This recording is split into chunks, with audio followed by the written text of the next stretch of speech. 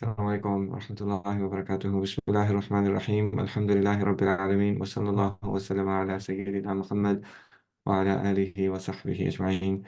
First of all, please excuse me for the delay. Fajr just came here in Istanbul. I just prayed and then we're beginning immediately. Thank you for the introduction. May Allah subhanahu wa ta'ala bless you, reward you. While Islam is true and the miraculous eloquence of the Quran are actually very closely related, um, and I'll explain that as we continue, inshallah. Allah subhanahu wa ta'ala, He says, Ar-Rahman, Ar-Rahman, Ar-Rahman, Allama al-Quran, Khalaqa al-Insan, Allama al-Bayan. So, the All-Merciful, He taught the Quran, He created the human being, and He taught him Bayan. Bayan means to say something in an eloquent way. And this is something that we don't understand anymore in the modern age, because we don't live in an age where we read, where we write poetry, where we perform drama, where we appreciate language, where we read Shakespeare. We live in an age of social media, YouTube videos, quick entertainment. Language isn't the thing that moves us, but the thing that moves us today are images, sound bites, emotions, advertising. So part of being able to appreciate the miraculous eloquence of the Quran is being able to appreciate eloquence in general in any language. So I encourage everybody to read books, to read poetry, to appreciate beautiful language in any language, in English, because in order to grasp eloquence, you have to develop an ability to be moved by language. And when you develop that ability in the English language, then when you learn eloquence in the Arabic language, you'll appreciate it. I once heard a scholar, he was teaching his student, and he was learning Arabic. He's one of my teachers, and the student was struggling to kind of express himself, and he said that I can't really, my Arabic is weak, and I can't express myself. But he was understanding, and he was asking questions about the eloquence of the Quran and the eloquence of the Arabic language. And my teacher, he said, لَكَ قَلْبٌ لِسَانُهُ بَلِيغٌ. He said, you have a heart whose tongue is eloquent. So, which means even if you can't say it, you can feel it, and there's many people who can speak Arabic, but they don't have this ability to appreciate beautiful language, especially in this modern age. Let me give you an example. There is a poet, um, early Muslim poet. His name is Mutanabbi. And there's a couplet, called I call it Mutanabbi's famous last words. So he wrote a long one, and Mutanabbi was somebody who would go and he would praise kings, and the kings would their egos are inflated, and as a result of that, they would give him money. So he would praise them for their generosity. He would praise them for their bravery. He would praise them that they filled their entire dominions with money and prosperity, and they give and they don't fear poverty, and very eloquently done. And as a result of that, they would give him money because they wanted to be praised, because the time in which they lived was an age where people, they recited poetry, they appreciated poetry. Mutanabbi was very good. So if he said something like this, everybody would be talking about it. And so that's how he made a living. Many poets did that. Mutanabbi also got upset at some kings who didn't give him enough money. So he did the opposite as well. And that was very dangerous, because if you have many people in your dominion saying bad things about you and talking about how you don't take care of your people, and it's not good for your throne. So he did that, and because of that there were people who wanted to kill him. So he was once traveling in the desert, and he was ambushed and there were these people who'd been sent by someone he'd insulted to kill him, and so he was about to flee and run and gallop. And his son said to him, aren't you the one who said, Al-khaylu wal-laylu wal-bayda'u ta'rifuni, Al-khaylu wal-laylu wal-bayda'u ta'rifuni, wal-rumhu wal-sayfu wal-qirtasu wal-qalamu, or was-sayfu wal-rumhu, might have the order mixed up, which means that, so this is boasting. It's called fakhr. It's a kind of poetry. And so as he says that al-khaylu wal-layl, the horse and the night and the desert know me. They know me because I am brave and I travel alone in the desert on my horse at night. I don't fear the lions, I don't fear anyone, and I do it all the time. الخيل والليل والبيداء تعرفني والسيف والرمح, and the sword knows me because I used the sword because I'm very brave, and the spear knows me because I used the spear and I'm very brave. والقرطاس والقلم, and the paper and the ink, they know me because I'm an eloquent poet. So as he's about to flee and run away, his son says, "Didn't you say this?"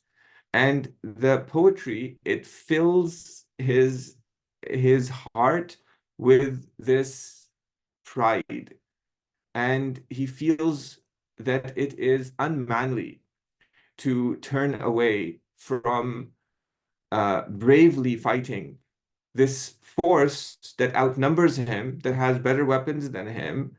It is, he can't turn away. What, and he has this emotion because his own poetry has moved him, and so he bravely takes out his sword and he goes and he fearlessly fights these people and he dies. So this is an example of his own eloquent speech that moved him in such a way that it led him to his own destruction. And there's a lot of really beautiful Arabic poetry. The ancient Arabians, they appreciated poetry, and the most eloquent, they would have poetry competitions. And every year, the most eloquent lines of poetry would be hung in the Kaaba as this was how much they appreciated beautiful poetry. Because in ancient Arabia, when the Prophet ﷺ came, it was the poet who would move people to war. He would write beautiful poetry like this, and everybody would be moved and they'd fight bravely. And it was the poet who would demoralize the enemy. And it was the poet who would they used to write love poetry. And their love poetry is the most beautiful love poetry that has ever been written in any language. So I'm going to explain this claim. Yeah, and so they would do this, and they were people who, when somebody appreciates poetry, appreciates language, then the Arabs say, the Arabians, they say that your taba' is raqiq, which means that your nature has a fineness to it. You're moved by things, you notice things, and your nature is not coarse and harsh. And it's so the beautiful language does that to someone. And so the ancient Arabians, they were like that. They were moved.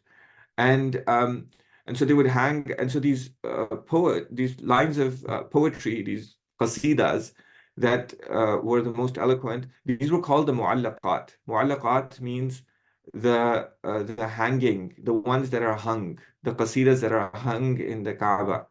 And there's a book called the Mu'allaqat, which has either 7 or 10, there's different transmissions of the Mu'allaqat, that people have studied ever since then, all the way down to our times. The first one is by somebody called Imru al-Qais, and he describes his encounters with various women.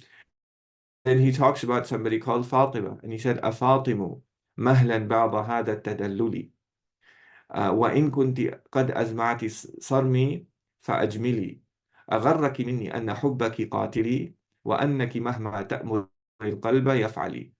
So he says that he talks about Fatima. And there's now, in order to understand what's being said, the first thing, we need to understand the words. Second thing, you need to understand grammar. Uh, and Arabic grammar is complex. And uh, and the reason why it's complex is because the Arabic language is versatile.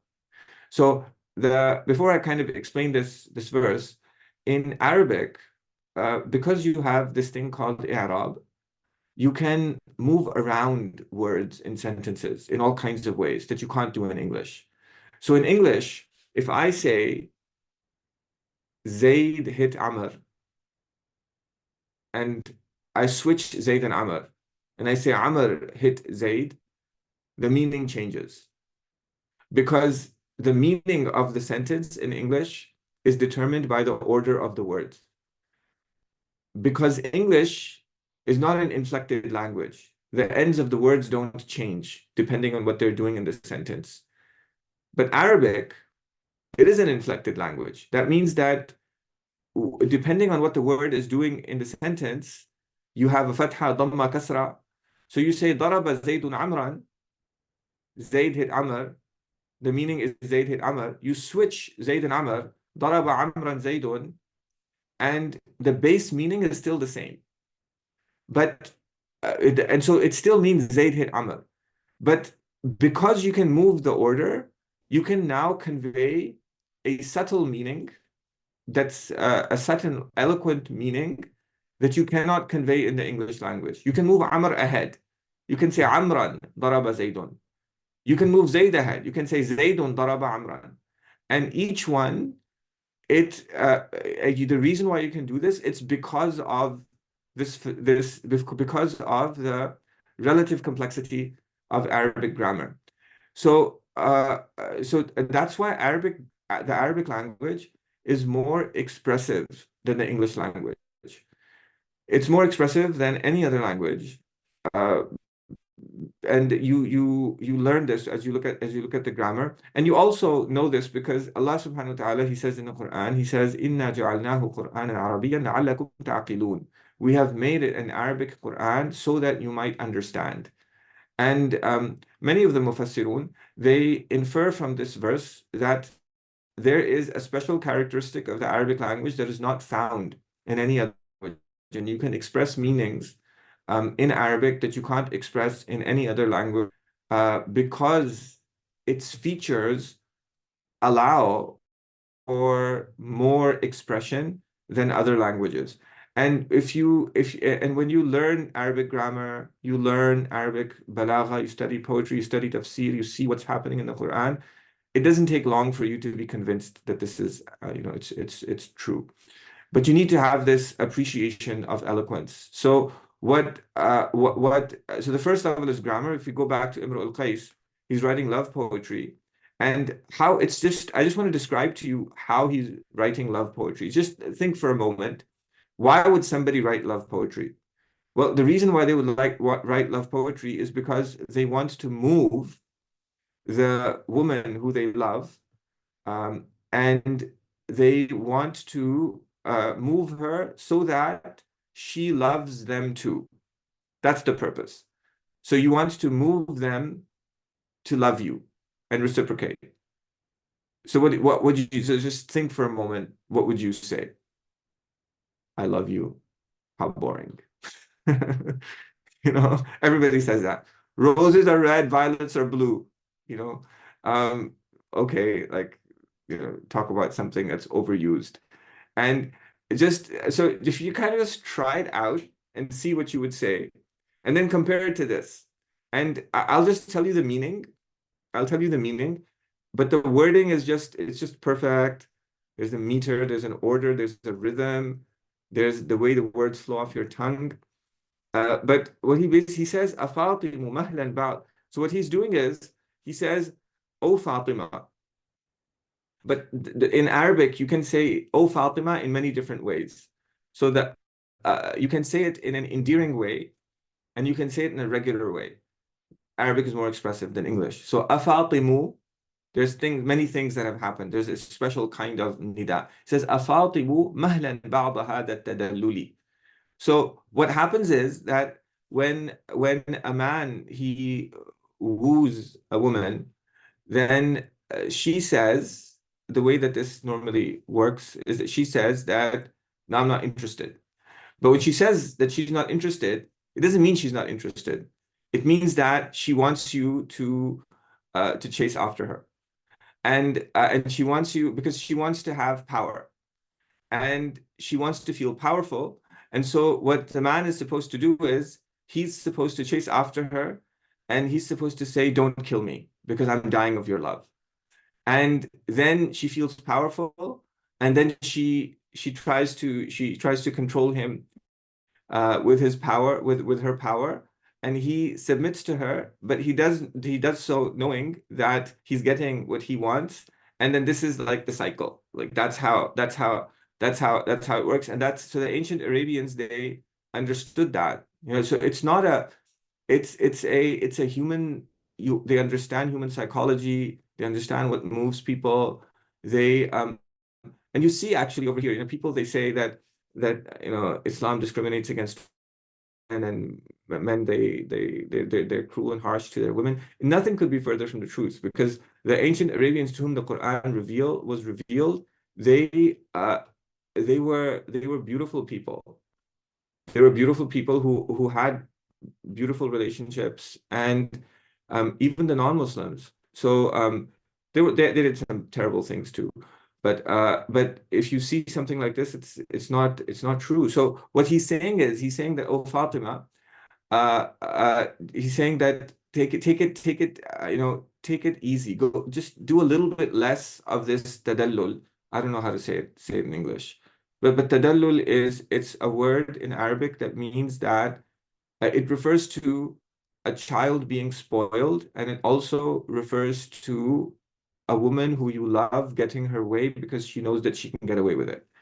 So, mahlan, so take it easy, a little bit of this tadallul. And if you want to cut me off, then do it gently because you're killing me, because I'm dying. Have you been deluded? أغرك مني أن حبك قاتلي. Have you been deluded and by the fact that my love of you, it's killing me, and that whatever وأنك مهما تأمر القلب يفعلي, and that whatever you command the heart to do, it just responds, and so just have some mercy, right? And so what he's doing here is although he's saying that if you want to cut me off, do it gently, really he's doing the opposite, because when he says this to Fatima, she will be drawn to him, and she'll be moved by the eloquence with which he's expressing himself. And this is balagha. This is balagha. So this was the linguistic culture in which the Quran was revealed. And when and in order to appreciate the beauty of the Quran, you have to live in this culture. You have to understand this culture. You have to see the beauty of the language. You have to be moved by that language. And then you come to the Quran, then you can see what was happening to the ancient Arabians when they experienced the Quran. So, so now when you, so when the Quran is revealed, the Quran is eloquent, right? So we saw Mutanabbi. Mutanabbi is somebody who would praise kings so that they give him money. He talks about how brave he is. We saw Imru al-Qais and his eloquence. He wants to move a woman to love him. But what's the eloquence of the Quran? The eloquence of the Quran is Allah subhanahu wa ta'ala, the Lord of the worlds. He recounts his blessings, and he says, أَفَلَا تَشْكُرُونَ, won't you be grateful? And when you appreciate the beauty and the eloquence with which the verse is speaking, then you feel like a slave, and you feel grateful, and you're driven by this gratitude to obey and worship Allah subhanahu wa ta'ala in a way that is incomparable to the speech of any human being, and it's so powerful. It's so powerful that you experience it and you say that no human being could have done this. And that is the eloquence of the Quran. That's what it means for the Quran to be miraculously eloquent. So when the Quran, it exhorts us to be grateful, to worship Allah, to fear Allah, to pray, to fast. The verses of the Quran that talk about the obligation of fasting, Ramadan is coming up. They're very beautiful.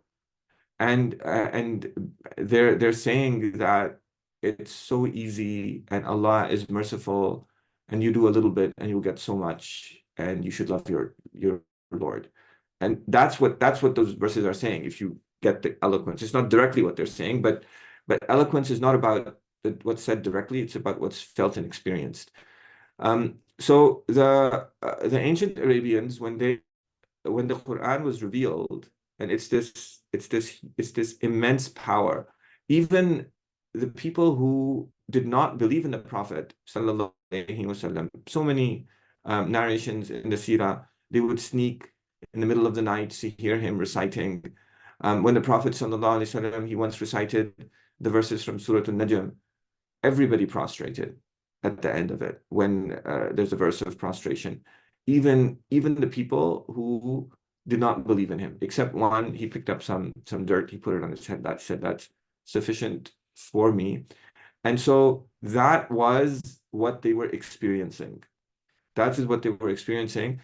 And so when Arham introduced me, he said that I'm going to talk about why Islam is true, and like, right. So, but and he said actually the miraculous eloquence of the Quran, but they're related because this beauty of the Quran, it was a very important part of a rational argument that the Messenger of Allah sallallahu alaihi wasallam made to show people that Islam is true and he is genuinely the messenger of God. And that's the central message of the Quran. The Prophet ﷺ, he brought reasons. As Arham mentioned, there's a course I have, is called Why Islam is True, where I explain that. I talk about the miraculous eloquence of the Quran, but I don't teach Arabic. I just I talk about it like this. And then if you want to learn Arabic, then you can come to Arham at Kitaab Academy, and he'll take you step by step on a journey of learning. It's a lifelong journey, but it's really it's an amazing journey because it changes the way you experience the Quran. It also changes you as a person, because when you come out of this world of social media and sound bites and marketing and advertising and desires and you start to you become a human being. There's something human about beautiful language. And Allah subhanahu wa ta'ala, he when he in Surah Al-Rahman, the verses that we opened this session with, they're about creating the human being and teaching him bayan, teaching him beautiful language, expression, and appreciation. So if you have any questions, I'm happy to take. Barakallahu fikum, ya Shaykh. We have a question from Saif. He says, Salam, Shaykh.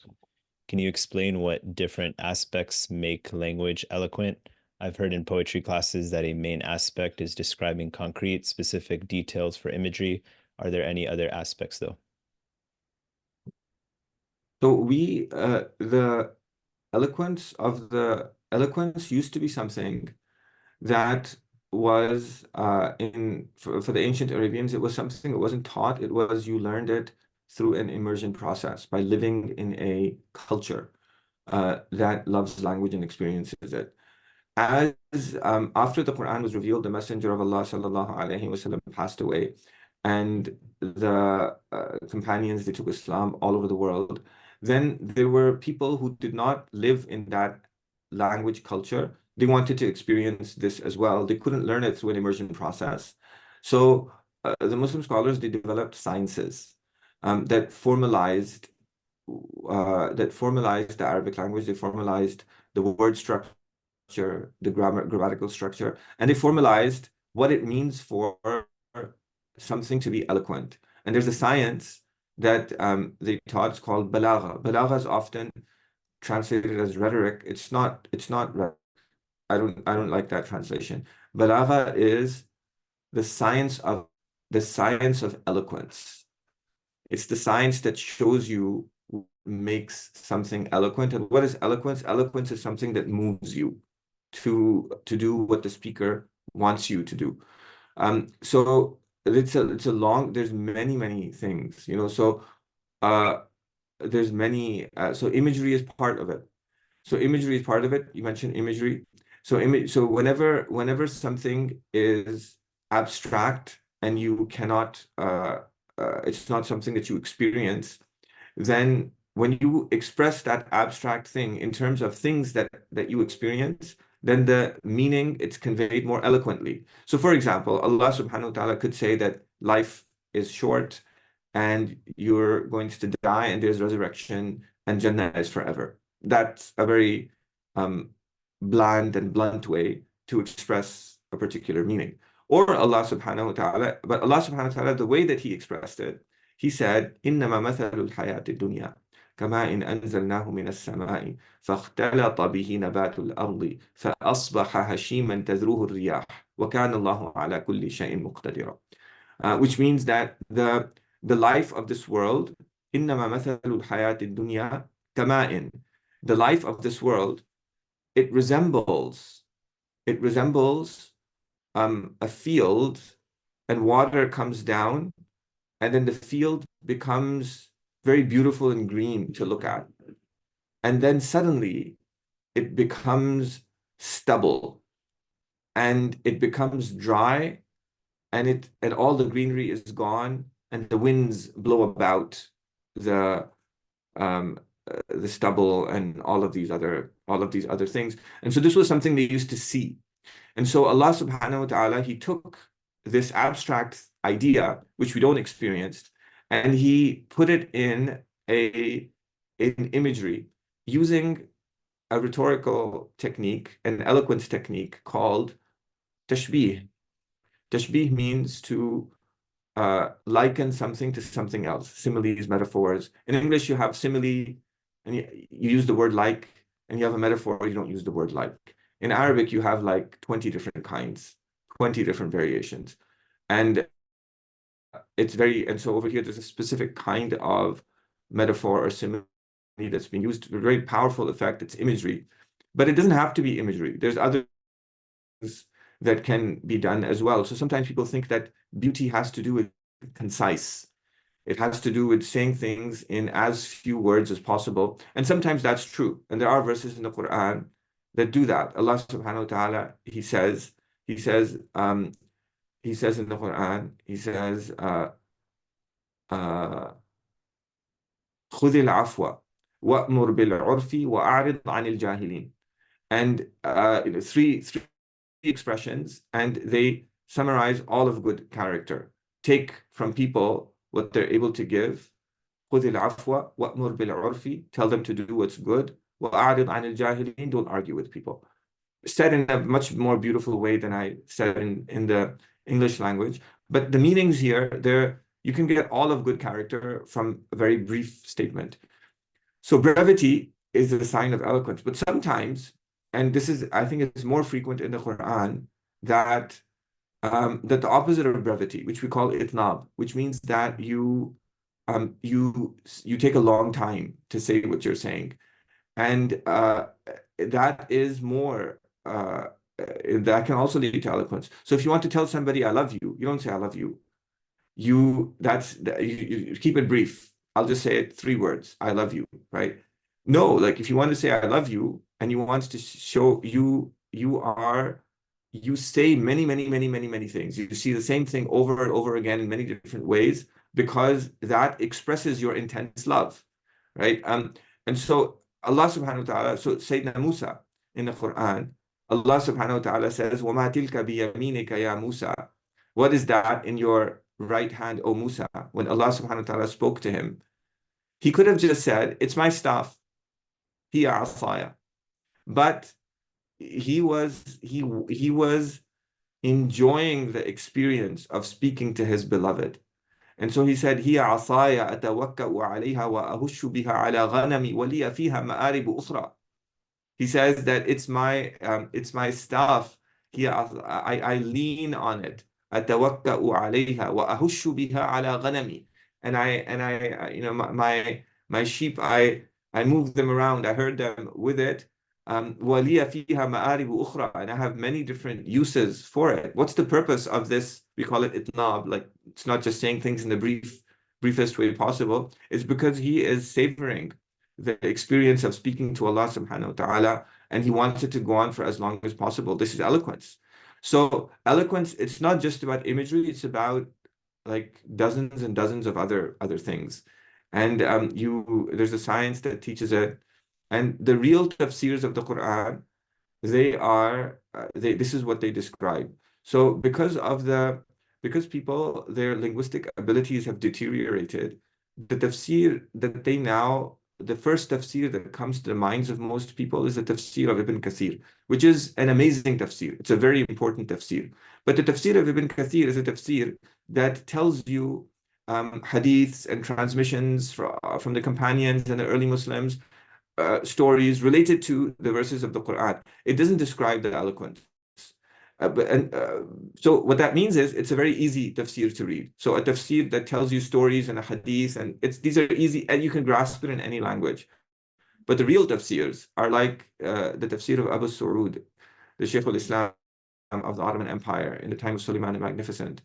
And this is one of the best tafsirs that was ever written. And most people can't even understand it because he's describing the eloquence of the Quran using all of these eloquence techniques, and somebody who hasn't studied these sciences and these techniques and seen them at work, they can't understand what he's saying because they haven't learned these techniques and they haven't developed their linguistic abilities. So it's really important to study. It's really important to study the Arabic language.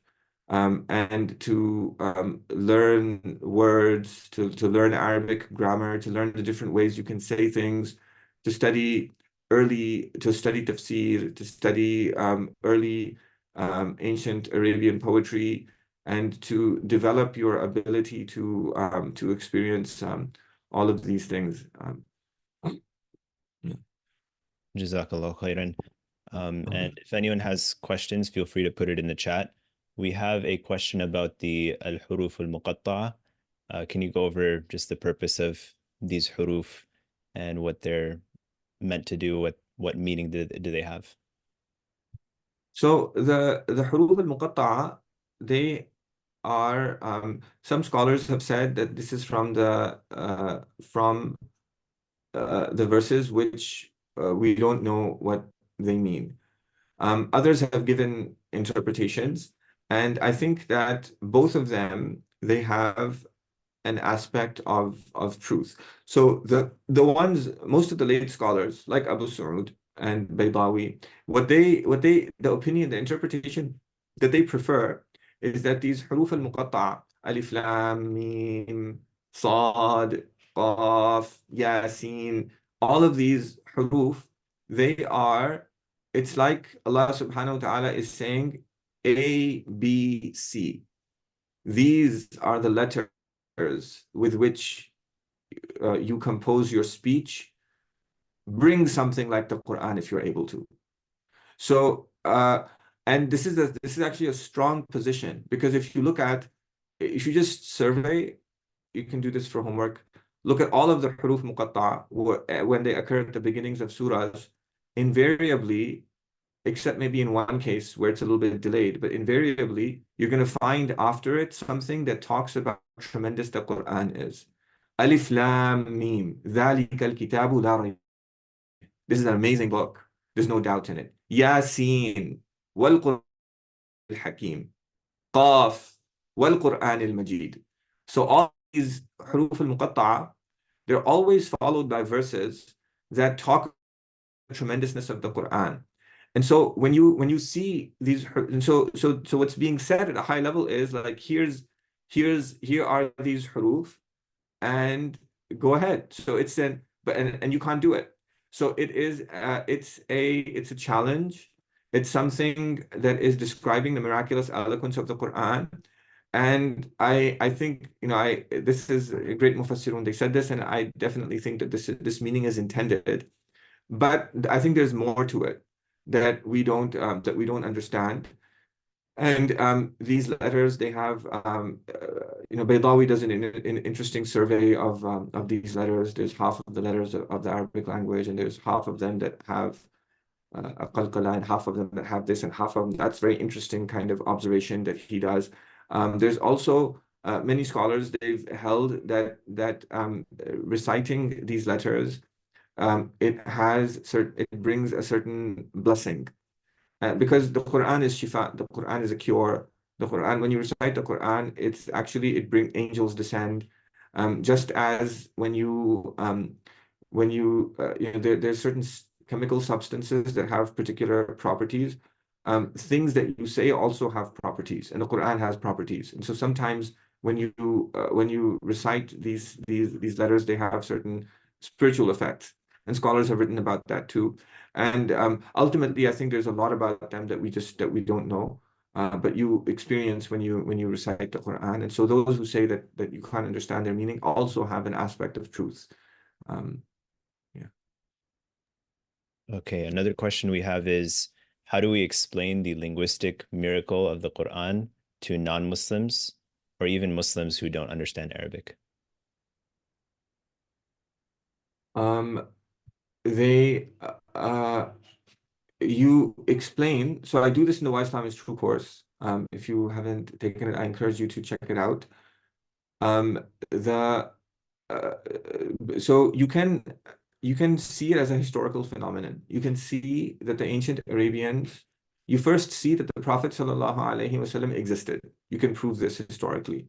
You can prove historically beyond the shadow of a doubt that he claimed to be God's messenger.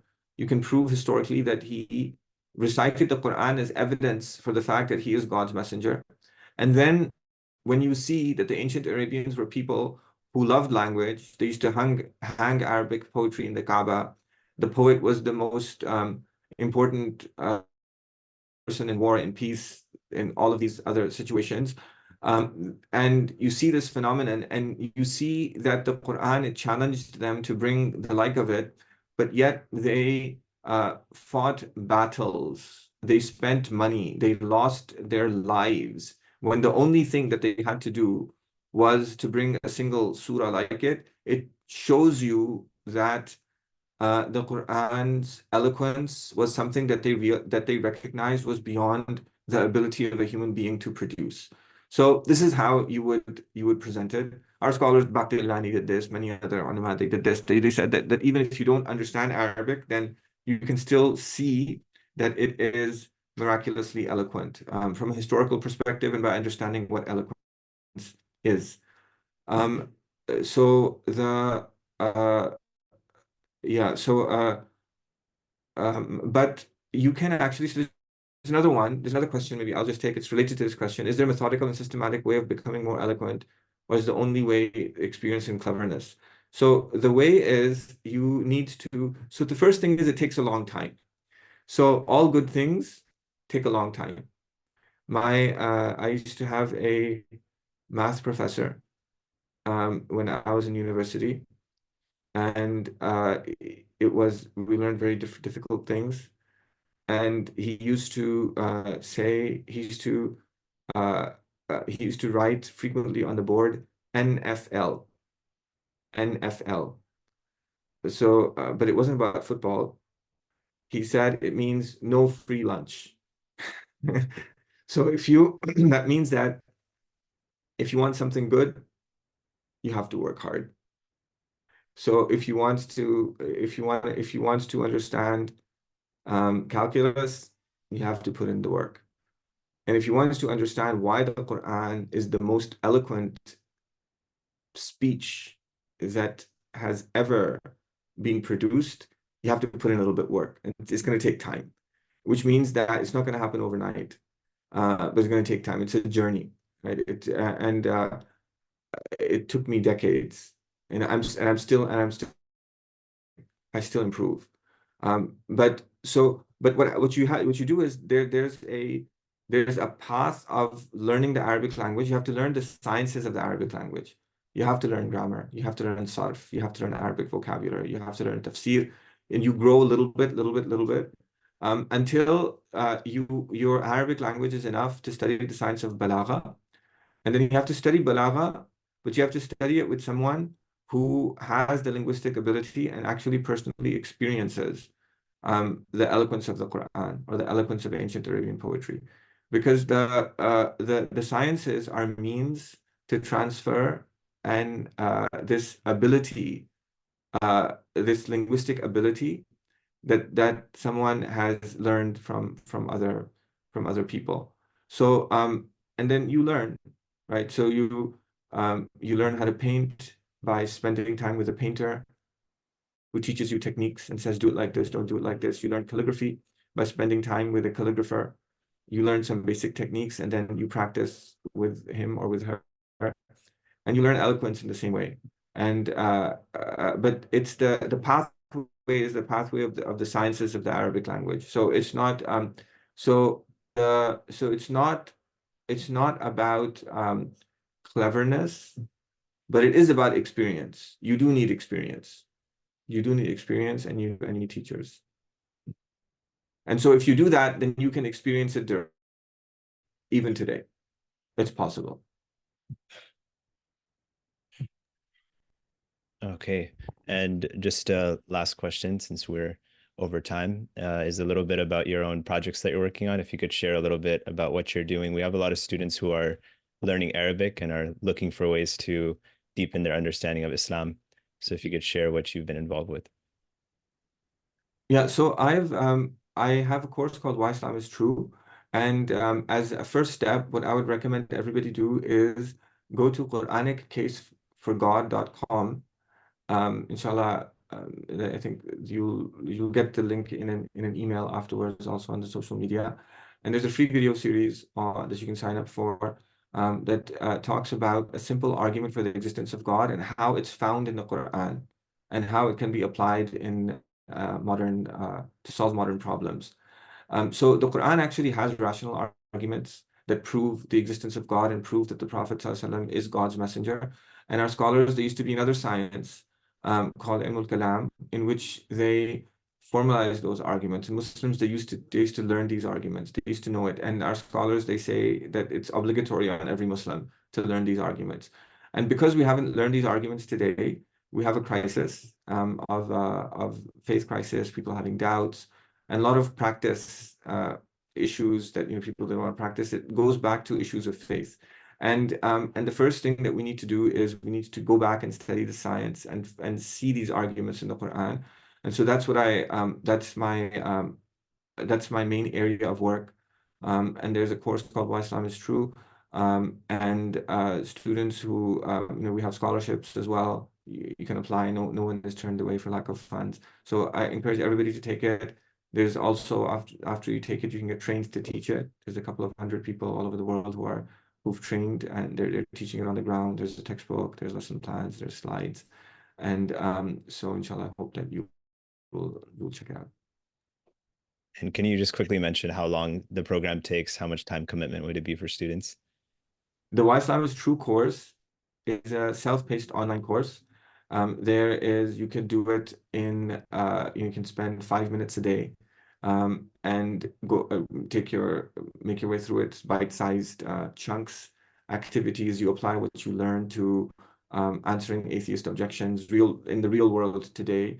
And there's every 2 weeks, you can come online and there's a live class where I teach you how to apply them to answer some YouTube video and take your questions. So it fits schedule. It's not long classes, and it's carefully designed, goal-based, and it builds up the case. And one of the 20 chapters in it is about the miraculous eloquence of the Quran. And a lot of what I said, it comes from that section. All right. Jazakallah khairan, Shaykh Hamza, for your valuable time. And thank you everyone for joining. We'll take a pause there and we hope to have you back again for one of these webinars. I'd love to. وبحمدك نشهد أن لا إله إلا أنت نستغفرك ونتوب إليك. السلام عليكم ورحمة الله. Wa alaikum salam wa rahmatullah.